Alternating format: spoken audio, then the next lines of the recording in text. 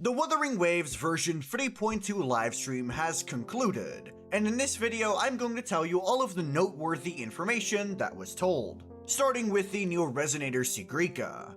She is going to be an Arrow Gauntlets character who uses Royan runes and Solace-kin to fight her enemies. Based on what we can see from the footage, she has pretty decent AoE, and she's most likely going to be an Echo skill based main DPS. This is mainly because of the Sound of True name set already being in the game and buffing echo damage, and also the character she is going to be running alongside. She is going to be the first Echo skill main DPS who is actively designed around Choyuan being permanently available to her, because Flova released before Choyuan, and while Gelbrenna and Choyuan released in the same update, Gelbrenna was the first half, so she had to be designed to work without Choyuan.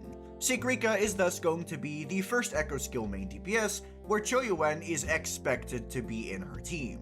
Sigrika is most likely going to be a good addition to the Arrow DPS roster, but considering the insane popularity of Cardothea, I'm assuming that most people don't really need an Arrow DPS. So ultimately, Sigrika is looking to be a pretty good character, but not one that's absolutely necessary. And that gets us to the banners. Sigrika is going to be running in the first half alongside the rerun of Choyuan, further solidifying my idea of Sigrika being an Echo skill based DPS. This is going to be Choyuan's first rerun, and he is on the more valuable side of the sub DPS roster.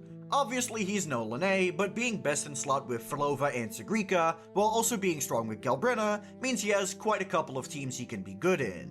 In the second half of version 3.2, we are going to be getting reruns for Lene, Phoebe, and Zani. Lene is obviously the best sub DPS in the entire game, working with almost every single character. So obviously this is an incredibly stacked character, and you should be pulling for her if you don't already have her. You can fit her into almost any team. And then the Phoebe-Zani combo is already well known for being pretty solid at a baseline, but for becoming really powerful when you learn how to quickswap this team. Despite the issues I have with Zani's kit, it is definitely undeniable that Zani is a good DPS that you should pick up if you want her. But if you do want to play Zani, definitely pick up Phoebe as well. Now with the new Resonator and banners finished, it's time to talk about the new story content coming next update.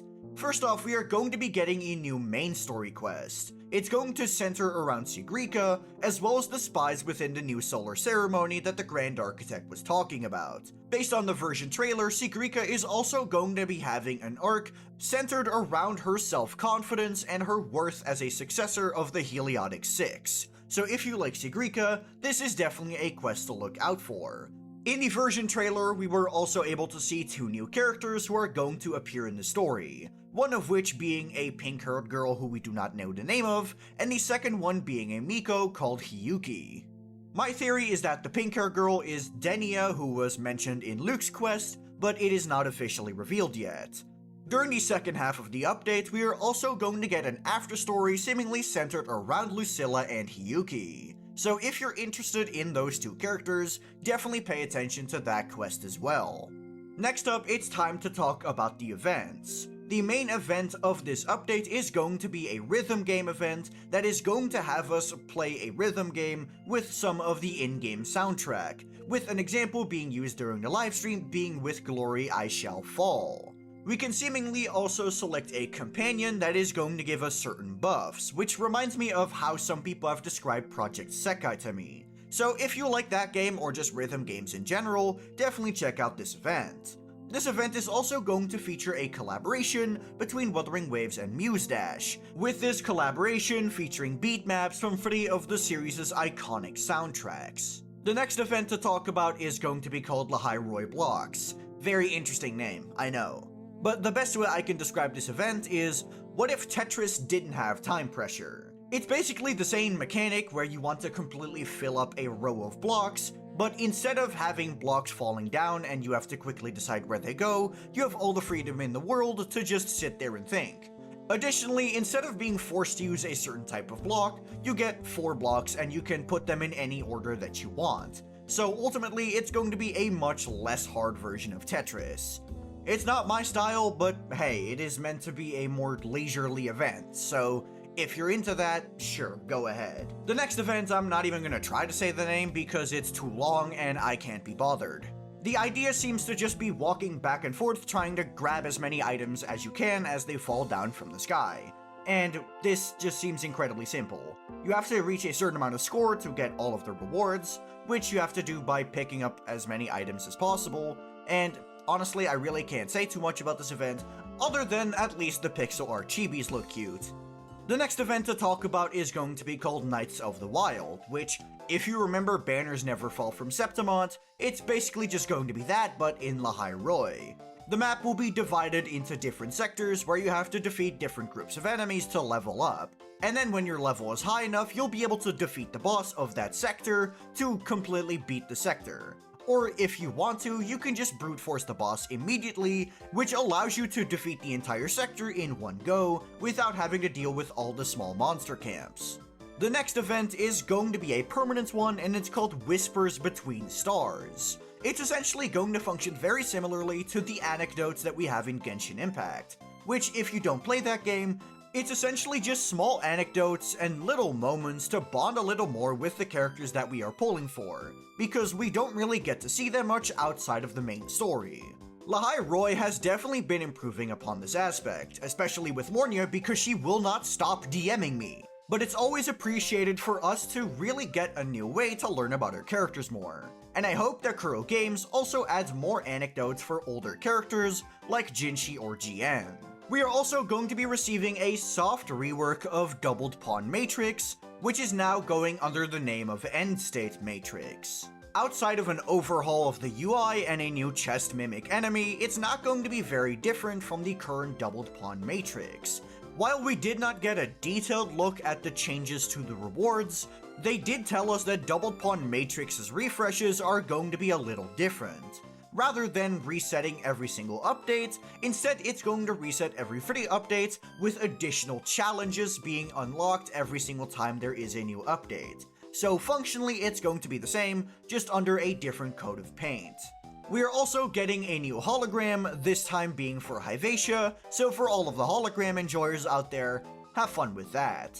And then as usual, we're going to be getting our 7-day login event again, giving us 5 limited pulls and 5 standard banner pulls. We're also going to be getting one more event centering around the character of Hiyuki. It's essentially just there to give us small teases about the character of Hiyuki, which makes me think she's going to be releasing in version 3.3 as an anniversary character. They also said that Hiyuki has strong ties to the Frenonodian, so I'm assuming they want to use this event to get us a little more familiar with the character before they make her available in the gacha. Now to cap off the video, it's time to talk about some small game optimizations. First being to the controls and the physics of the bike. It's now going to be a lot harder to actually get stuck on the bike, and it's going to be a lot easier to actually just drive past obstacles. The auto-driving feature will also have better pathfinding, so it doesn't get stuck on things like other cars as often.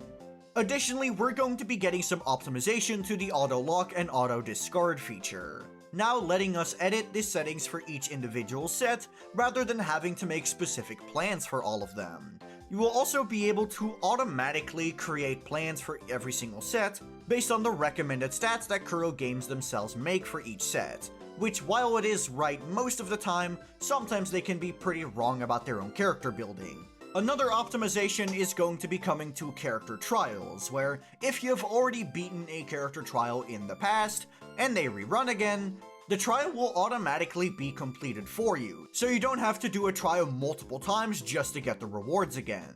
Now for graphics-based optimizations, they're adding a new preset for mobile users for high-quality settings if you have a strong enough phone. And for all of us PC players, they're adding a new render distance setting, which will allow you to make the game potentially less laggy.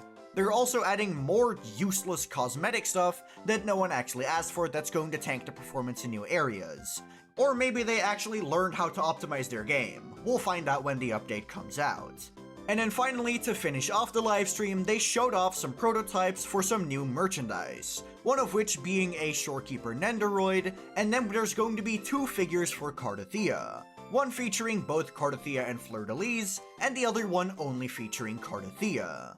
Overall, 3.2 is looking like a filler patch, but at least it's not going to be a horrible one. Let me know what you think of the update down in the comments below. And while you're down there, be sure to like the video and subscribe to the channel. If you have any questions, be sure to join my Discord, which is linked in the description below. And if you just want to see more of me, you can check out my second channel, which is also linked in the description. But that'll be all from me.